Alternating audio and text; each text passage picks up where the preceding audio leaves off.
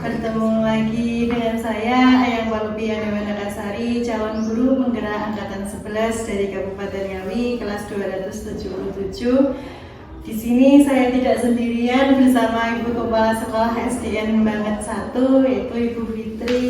Assalamualaikum Bu Fitri. Waalaikumsalam. Gimana kabar Ibu? Alhamdulillah baik. Tadi ini Bu, saya kesini mengganggu waktu Bu Fitri sebentar. Tidak apa-apa. Mau itu tanya soal pengalaman Ibu sebagai pemimpin di sekolah untuk mengambil kesimpulan dari berbagai kasus Bu, seperti itu. Gitu ya Mbak ya.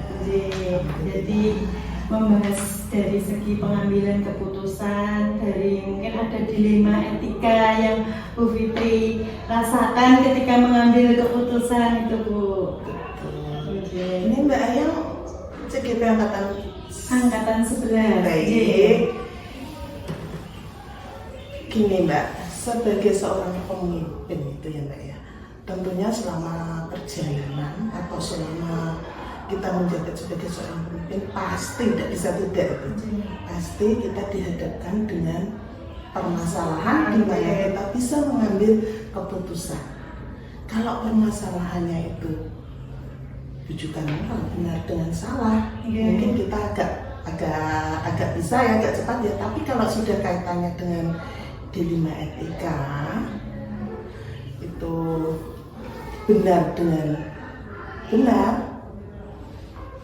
maka itu yang kadang membuat kita bingung dalam mengambil keputusan. Sisi lain juga benar, sisi lain juga benar. Maka ada beberapa hal yang harus kita pertimbangkan di situ, seperti itu Mbak. Lalu Bu, saat pengambilan keputusan kan tadi Bu Fitri menyampaikan ada dilema juga dari etikanya mungkin, terus termasuk rujukan moralnya gitu. Terus Bu, nanti kalau misalkan dua kepentingan itu sama-sama benar atau sama-sama salah, itu seperti apa Bu? Iya, memutuskannya. betul sekali Mbak. Kalau benar-benar itu memang Mbak, kita itu harus benar-benar jeli, artinya harus berbagai pertimbangan yang kita ambil untuk bisa memutuskan. Gini, kalau biasanya dalam sebuah kepemimpinan itu ada keputusan di mana kita bisa butuh waktu banyak dan itu diputuskan bersama-sama. Itu bisa. Ada kalanya seperti itu ya Mbak ya, tapi ada kalanya kita itu harus mengambil keputusan urgent dan itu kebijakan kita sebagai selaku kepala sekolah secara otonom seperti itu. Jadi lalu pertimbangannya Bu, kalau mengambil sepihak itu kira-kira nanti ada kecemburuan dari rekan sejawatnya atau bagaimana? Kan kadang ada yang istilah dibelo, ini kayak gak popo atau nih. Iya, betul sekali, itu pasti muncul. Dan itu ya disitulah seorang pemimpin berposisi bagaimana kita menyikapi. Gini Mbak, saya cerita sedikit ya. Ada guru di sekolah saya itu, tidak usah sebut nama ya, itu gini, sering sekali izin, beliaunya sering sekali izin. Sisi lain kan mau tidak mau kelas kosong, kemudian piket juga kerjanya lebih ekstra, guru kelas lain kalau dia kosong juga ngisi lah, dan itu frekuensinya sering izin. Ternyata setelah saya duduk bersama dengan guru tersebut, ternyata di rumah ibunya sakit, suaminya juga sakit, beliaunya sendiri juga sering kontrol.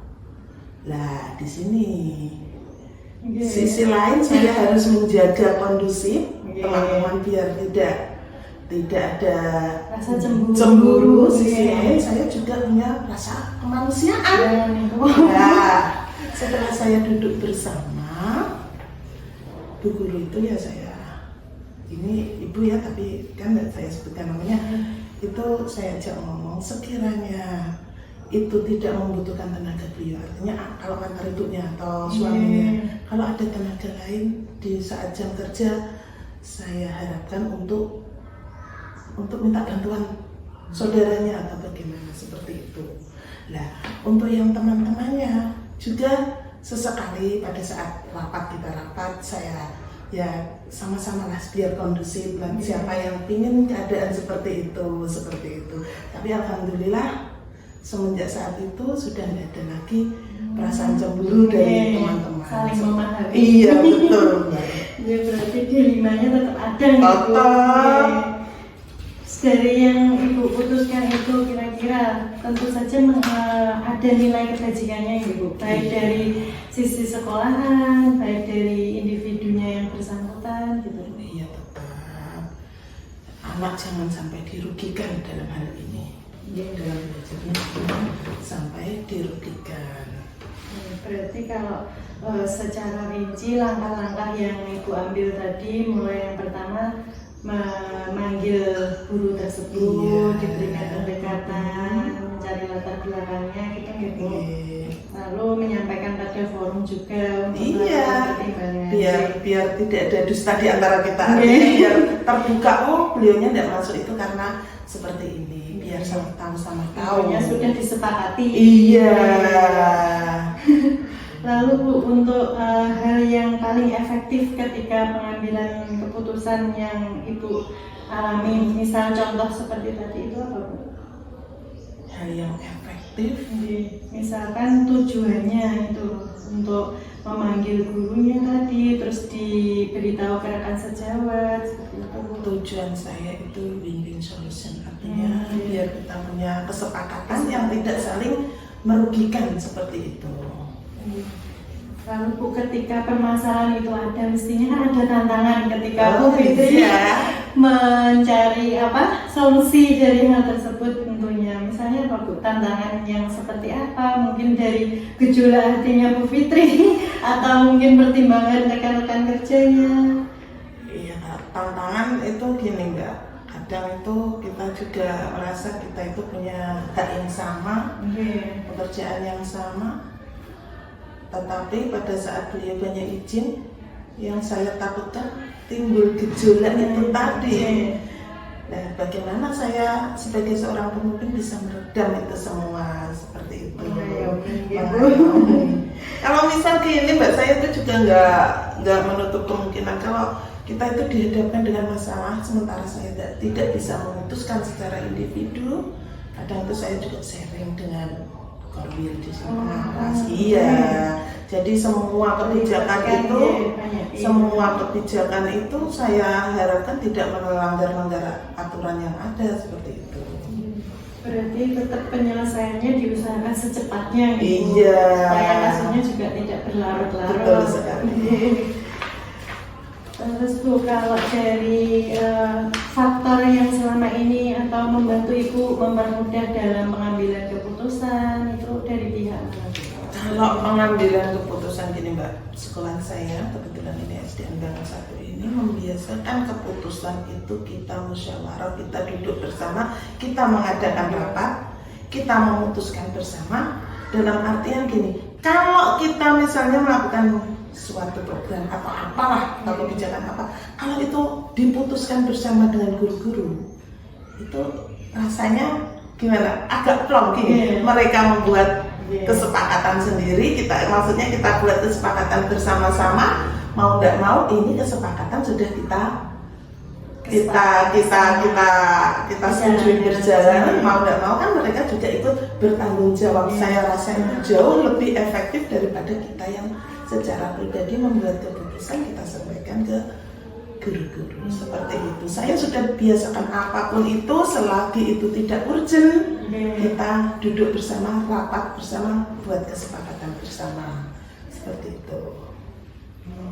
Berarti kalau yang telah semua yang Ibu sampaikan sudah sangat luar biasa, bisa menginspirasi gitu Bu. Berarti intinya tadi ketika masalahnya bisa diatasi bersama ya dirundingkan. Kalau yang urgent ya selaku kepala sekolah harus mampu harus tanggung jawab semua gitu kalau pelaksanaannya. Ya Bu, dari semua hal yang telah disampaikan tadi, kira-kira pembelajaran atau pengalaman yang Bu Fitri dapatkan dari pengambilan dilema etika ini seperti apa Bu? Ini kalau dilema etika ini pengalaman saya itu saya harus benar-benar memperhatikan efek, Mbak. Efek Dampaknya, pengaruh dampaknya, dampak jangka pendek, jangka panjang itu yang utama yang menjadi pertimbangan saya. Dan tentunya semua keputusan yang kita buat itu orientasinya tetap ke siswa, apapun Tujuan itu awalnya. dan tujuan akhir, Oh. tujuan awal dan tujuan akhir itu ke untuk siswa, apapun Utamanya. itu utamanya. Pokoknya ya kita orientasinya ya ke siswa, apapun itu ya harus pusatnya di siswa. Itu kalau saya mikirnya seperti itu. Tujuan utama. Iya, kita di sini diberi amanah untuk membimbing anak-anak, ya kita apapun kebijaksanaannya ya orientasinya tetap ke siswa seperti itu. Luar biasa, itu dengan pengalamannya sangat sesuai dengan sudah yang saya pelajari Bu. Ada gitu benar ya. salah, ada tadi contohnya individu lawan kelompok, mungkin salah satu guru dengan rekan sejawatnya itu kan termasuk problematika juga Bu ya. Iya. Ya berarti langkahnya itu. Nggih Bu, cukup itu yang saya tanyakan. Nanti semoga bermanfaat khususnya untuk saya. Nggak ada lagi yang mau ditanyakan? Terima kasih Bu, cukup nggih. Maaf mengganggu Nggak apa-apa. waktunya. Mudah-mudahan sukses. Amin. Pendidikan CGP-nya juga lancar, lulus, alhamdulillah. Nanti juga bisa kalau jadi seorang pemimpin juga bisa menerapkan apa yang dipelajari di ilmu di selama pendidikan CGP. Seperti Terima itu. kasih nggih Bu Fitri sekali lagi. Sama-sama. Terima kasih Bu. Selamat pagi. Selamat pagi. Assalamualaikum. Waalaikumsalam warahmatullahi wabarakatuh. Demikian wawancara saya dengan Ibu Kepala Sekolah SDN Manget 1 terkait pengambilan keputusan yang berbasis nilai kebajikan. Sekian, wassalamualaikum warahmatullahi wabarakatuh.